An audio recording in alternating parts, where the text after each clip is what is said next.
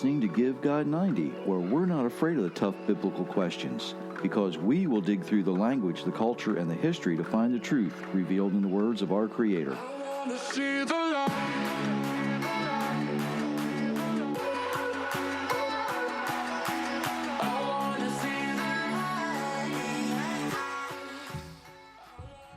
Hello, everyone, and so happy that you chose to spend some time with me. Oh my, yes, I'm by myself once again, trying to get everything straight, make sure everything works, make sure that all the good stuff's happening that's supposed to be happening, and oh, sometimes it takes a minute. So, once again, I am unsupervised. Myra will be back next week. She's due to be back sometime, probably Monday evening. So, that'll keep me busy because I'm being chief cook and bottle washer here, so all that good stuff. If you haven't been to GiveGod90.com for a while, check that out. All kinds of good stuff going on there as always. Don't forget the books are available. Yeah, by the way, chat's open. You can leave me a message there. I had all kinds of messages this week, and I knew I was going to. More on that in a few minutes.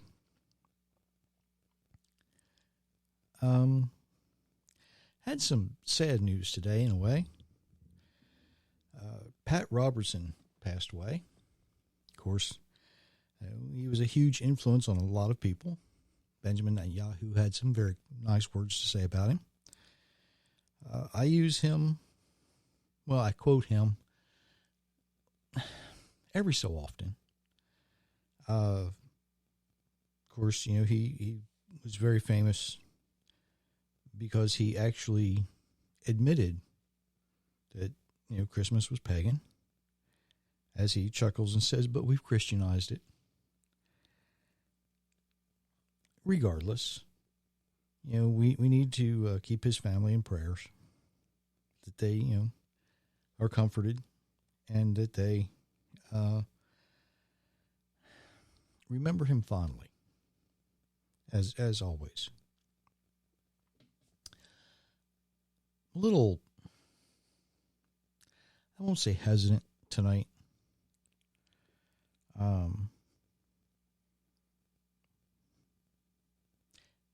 If you're, for Christians, if you're not mad at me yet, you will be. Trust me. I'm going to say some things tonight that I will probably get more messages from, and that's okay. That's okay. It needs to be said. And it needs to be said because you need to understand what you're reading. It's probably a good thing Myra's not here. I see she just tried to call. She knows better.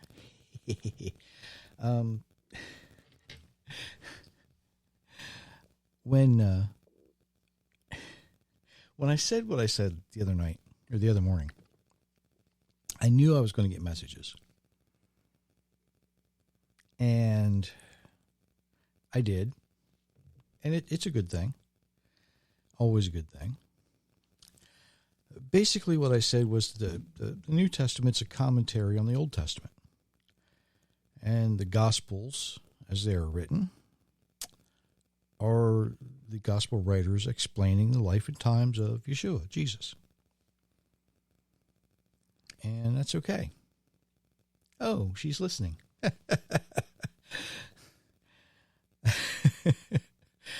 You can use chat a lot of ways. But it's there, and I'm watching. Oh my. And like I say, I'm a little, I don't want to say hesitant to say the things I'm going to say. They need to be said. Don't shoot the messenger, I guess is the best way to pre-state that, prepare you for what's about to come. What most people don't realize is the New Testament is not given to us in the Bible in the order in which it was written. Paul's letters, of course, came prior to the gospel writers. Most people actually know now that the four gospels were written after Paul's letters. Now, the other letter writers, Peter and James and John, they were interspersed somewhere in there between probably around 65 to 80 AD. But here's something interesting. If you look at the Gospels, 3 begin with the life and times of Yeshua. 1 takes you back to Genesis, and that's John. Now, while a lot of Christians want to say, oh, this just proves that Jesus is God, you need to read very carefully what John writes. Because if you read it very carefully, not divided in verses the way we have it right now, but read the first passages and understand what he's saying. In the beginning was the Word, and the Word was with God, and the Word was God. The same was in the beginning. All things were made by him, and without him not anything made that was made. In the beginning was the Word. Now, I have said before, and I stand by what I say, that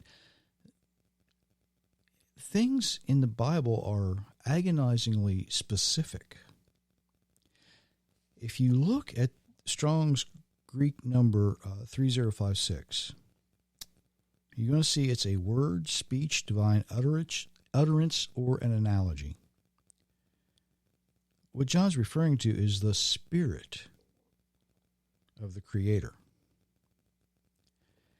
In the second verse of John, he says the Spirit was in the beginning with the Creator.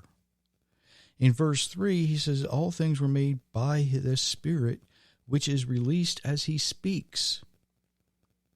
He's reminding the people that he's writing to who the Creator is. Everyone was familiar with "Let there be light." And John writes, the light shines in the darkness, and the darkness has not overcome it. John, he begins with a commentary on Genesis chapter 1. And while the summation of the Gospels tell the life and ministry, death, resurrection, nowhere in any of the Gospels do we find the phrase, "Thus saith the Lord." Nowhere in the Gospels. And when you see that in the Old Testament, over 400 times, it doesn't say Lord. It uses the Tetragrammaton, the Yod-Heh-Vav-Heh. Thus saith Yehovah. You don't see that anywhere in the New Testament. Why? the simple explanation is that the Old Testament is written by people who heard directly from the Creator. But even in the New Testament, even Yeshua, even Jesus is, he refers back sometimes using the phrase "it is written," referring to usually what Moses had written. But even he was very, very careful not to say, "The Father told me." He never said, "God told me." Now, he says, "I can't say anything that I'm not given by the Father." And there's a very distinct and purposeful difference in that. Because Yeshua is our example, we must be able to use and follow that example. And the reality is that most of us just don't bother listening to the Creator anymore. Not the way, the people back in the Old Testament times did. Most of us are too busy. Most of us refuse to be used the way that those prophets were used.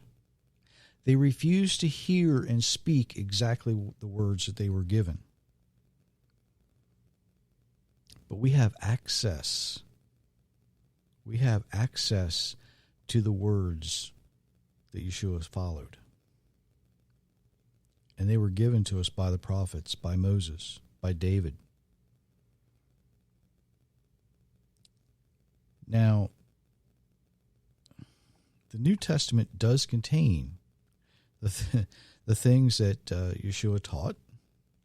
It records some of the things he said. And I know some of you will say, well, the gospel are full of "thus saith the Lord" because it's full of those red letters. We can look at it and we see the red letters. Are they really the recorded words?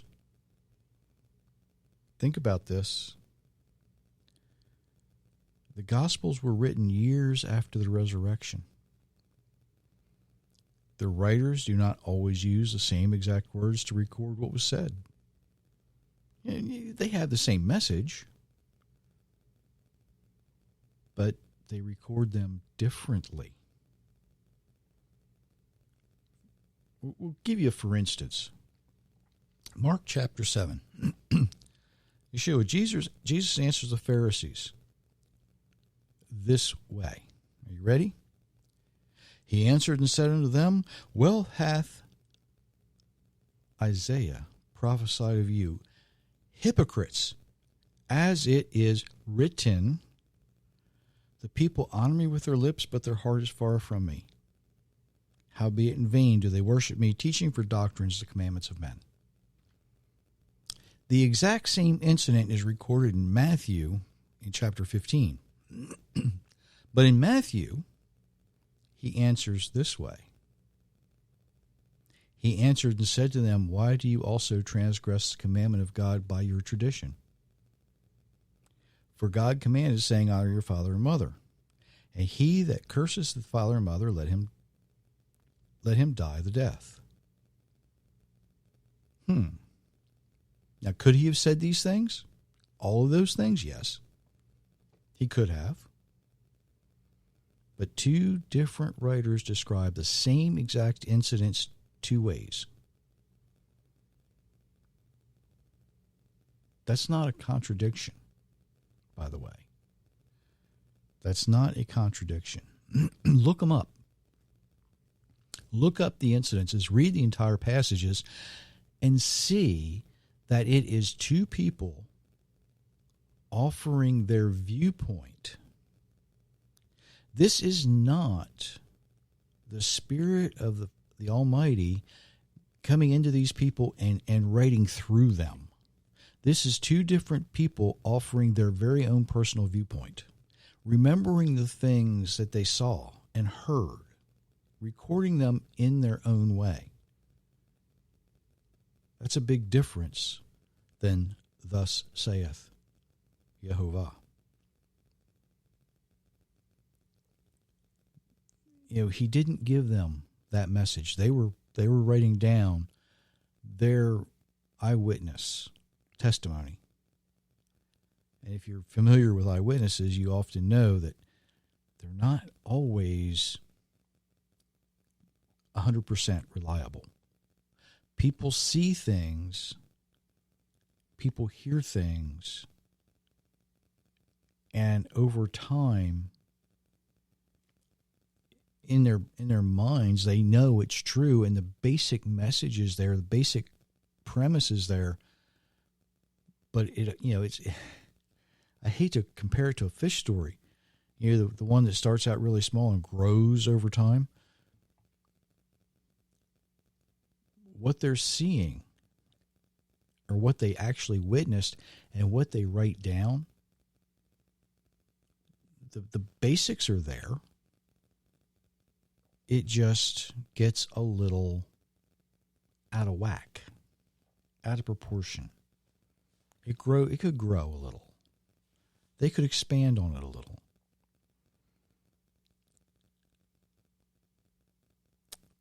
Now, for the sake of time, I need to move forward, because I knew this was going to be long, and I knew it was going to be tough. Paul's letters were written probably between 51 and 62 AD, as close as we can figure. But the Gospels were written somewhere between 72 to 75, just after the fall of the temple, and after that. Paul had no idea what would be contained in the Gospels. He knew the men, right? I mean, they knew each other. They met each other. They were familiar with each other. He'd heard their stories. Some of them, not all of them. But he didn't have access to what they were going to write. He didn't know what they would write. More importantly, he didn't know how the people who copied those letters later would edit them.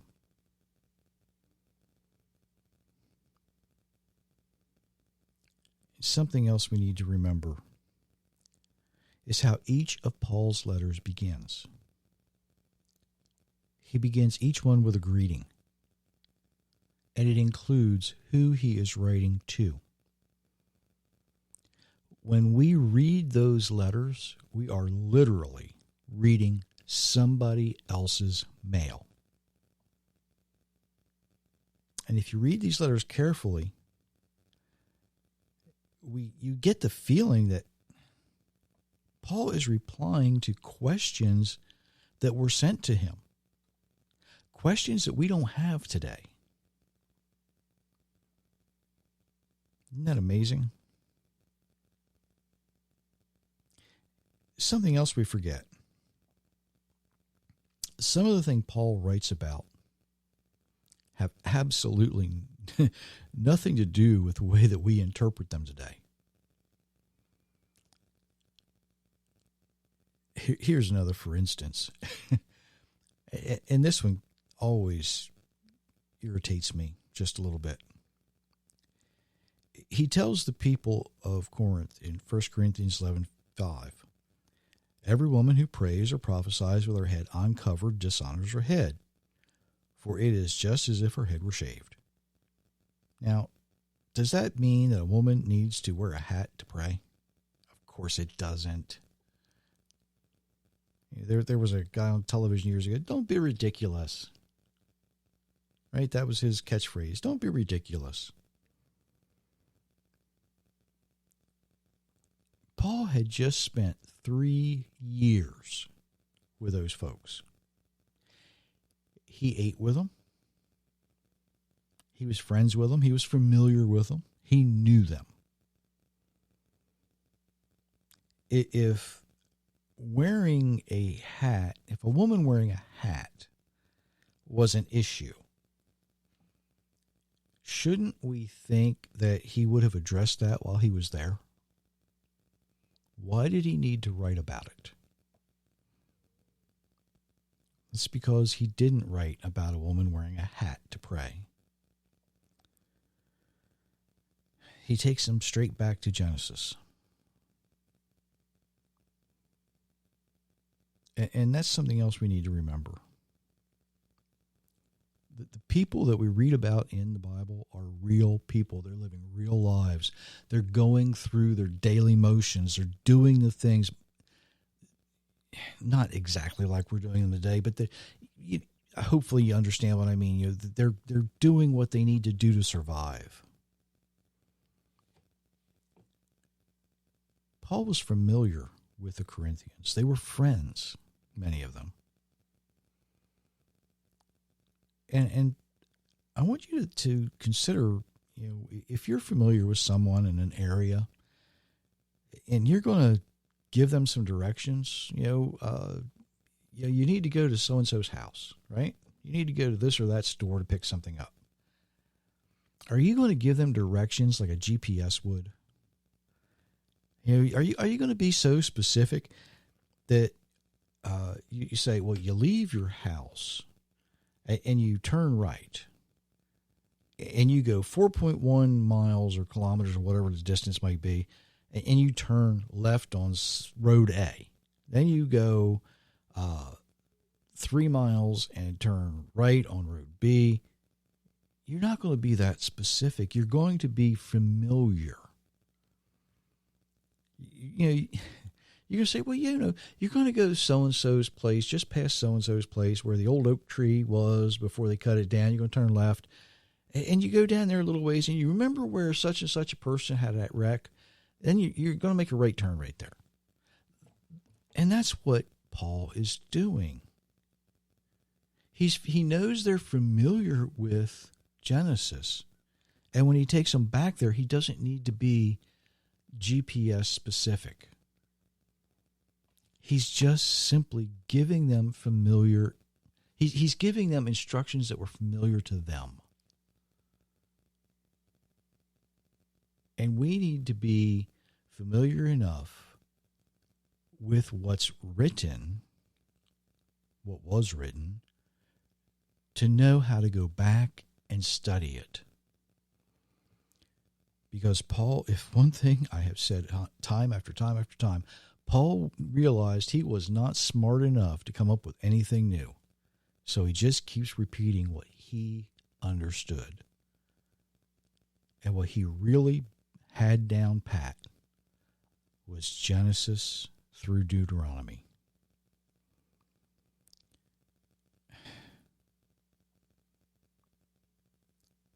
So, why are there all these letters included in the New Testament? I know a lot of people who think that there shouldn't be any division between Old and New Testament. It's just an extension. It's just a continuation.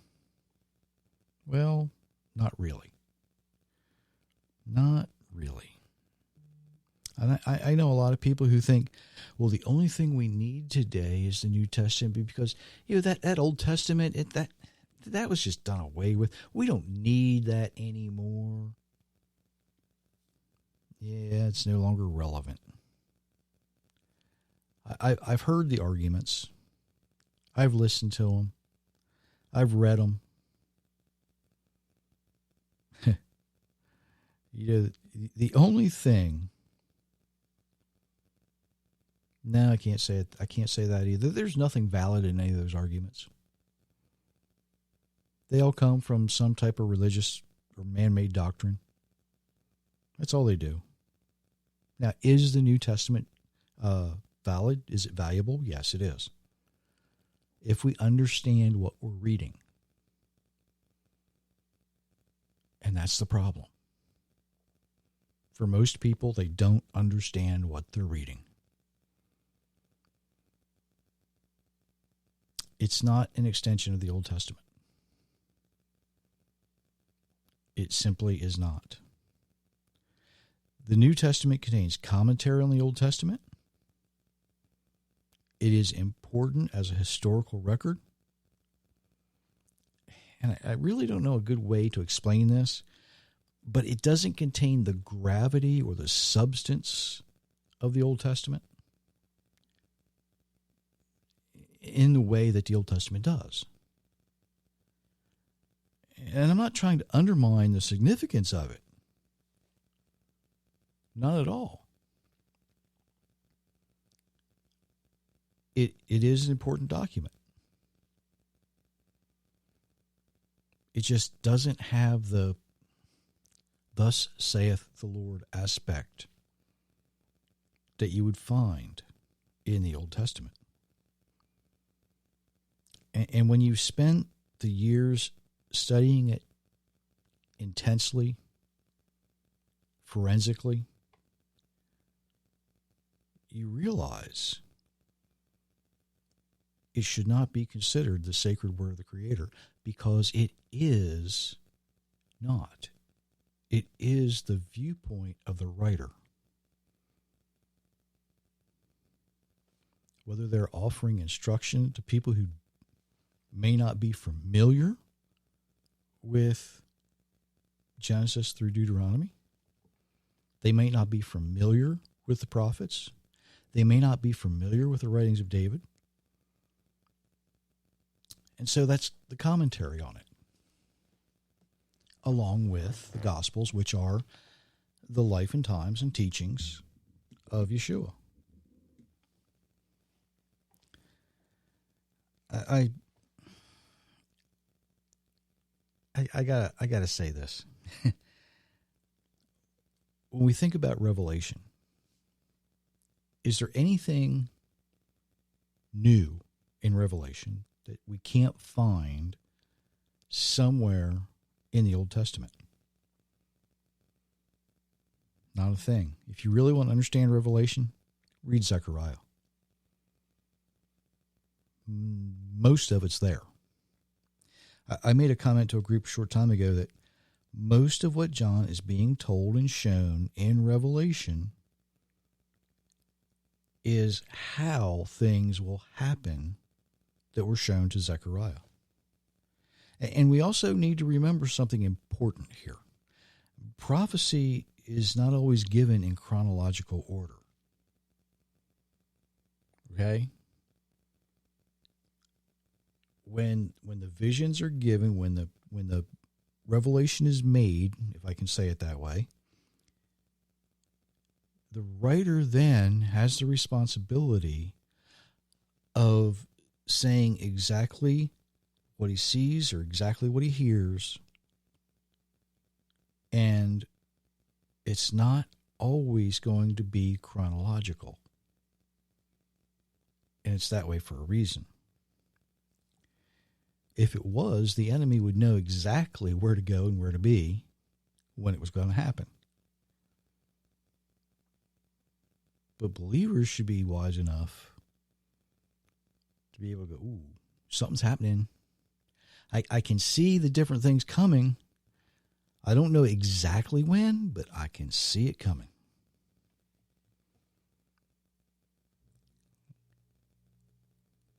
And I'll say this about Paul's letters. If you really want to understand Paul's letters, look at what he's saying and go back to where he gets it from. Where is Paul referencing this material from? Go back and read it. Go back and read it. Somebody asked an odd question and said, how did we get the New Testament? And that's kind of a odd, strange situation.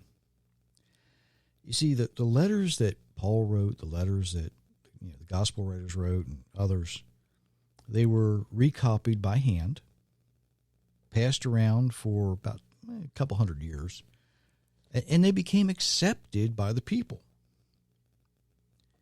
The problem is the people in various locations interpreted them the way they wanted to interpret them. Kind of like we do with the Bible today. Well, I like what he says here, but I'm not really picking up what he's putting down back here. Now, be honest, that's what we do. Well, after a couple hundred years and people started accepting what they were reading, the Roman Church, which is different than what we know as the Roman Catholic Church today, by the way, they convened a council and through careful consideration and canonization chose which letters to include and which to exclude. Notice what I said? What we have today is only what they chose to include. We don't have the ones they chose to exclude. These letters that were included, that's most of what we call the Christian Bible today. Some of them have been edited out over the years. The Apocrypha was edited out, 100 and some years ago. Oh, nobody's reading it anyway, so we can just do away with it. It doesn't matter. Yeah. Well, there's a lot of us that are reading it. And there's a lot of us that would read all of the letters so that we can choose for ourselves. But, that's just a really, really, really short version because I'm running way longer than I thought I was going to. Let me ask, were the men who chose what to include or what to exclude smarter than we are today? No, they weren't. They were men, and even though they had their own agenda, they were devout. They were very devout believers. And through prayer, through, what do we keep? What do we do? What do we do with this verse? What do we do with that verse? They made the choices they felt were correct. Now, let's be honest, they may not have had access to as much free information as we've got today. And that's why it is our responsibility to continue to study, to challenge, and to question not our faith, but the way we practice our faith. Each of us, each and every one of us, have a duty to live the way we are designed by our Creator to live. Not to follow the empty traditions, not to be confused by religious doctrine, but by reading what was written and then doing what was written the best we're able. The New Testament is relevant. So are the Mishnah, so is the Talmud. But these documents should not be considered equal to the sacred word of our Creator. These documents are written by men, fallible men, but the writings of Moses and the prophets, David, although written through men, are the accounts of men and women. They were guided by the Holy Spirit. They were guided by the Spirit of the Creator Himself. They have been meticulously and carefully preserved, unlike the New Testament. And we know that from the manuscripts that we have available to us. We can see the cross-outs, we can see the corrections, we can see the things that were added. And I don't think he meant this here. They were edited. Nehemiah Gordon's done a lot of work, both in the New and Old Testaments, when it comes to which manuscripts are the most accurate.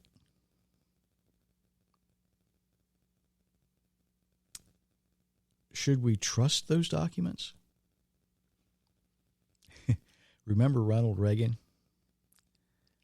I do. I watched the speech when he said, there's a Russian proverb, trust but verify.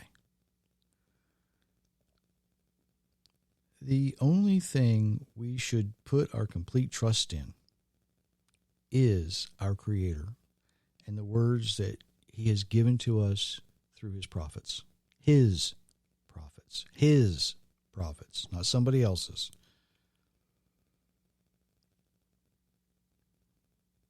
That's where we put our trust. That's what we should believe in. The accounts of the witnesses that were there are important. They give us primary information. And when you know what to look for, when you understand what you're reading, when you figure out that what you're reading